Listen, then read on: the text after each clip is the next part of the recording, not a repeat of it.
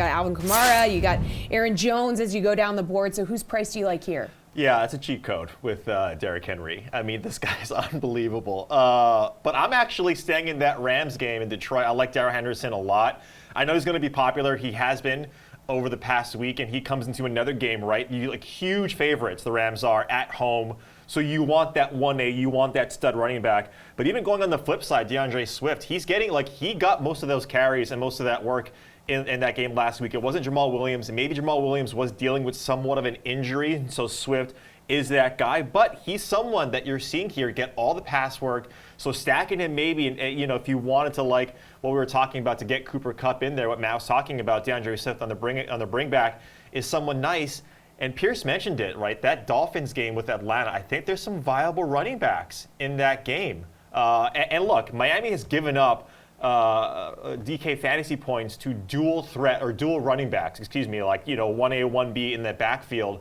And so the Falcons, right? I know I'm doing a lot of Jeff Ulrich here mentioning everyone on the slate, but the Falcons have a decent 1A, 1B in that backfield with Cordell Patterson and Mike Davis. So those are some of the guys I like. All right, Matt, when you're looking at running backs, whose price stands out to you?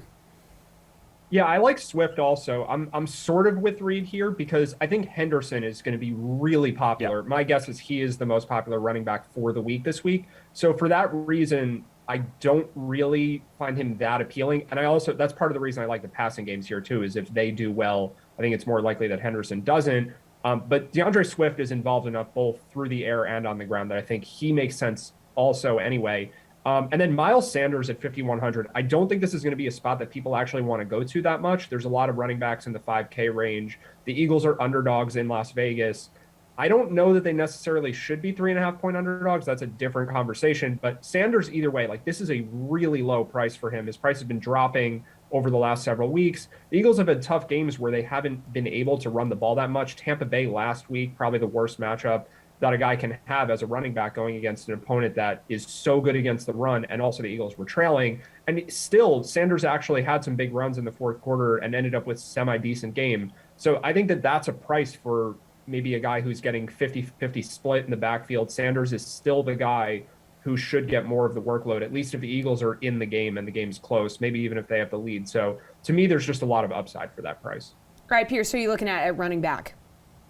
Matt and Reid mentioned every running back on the slate, and they didn't get to my guy, which makes me a little concerned. I might be putting myself out here a little bit.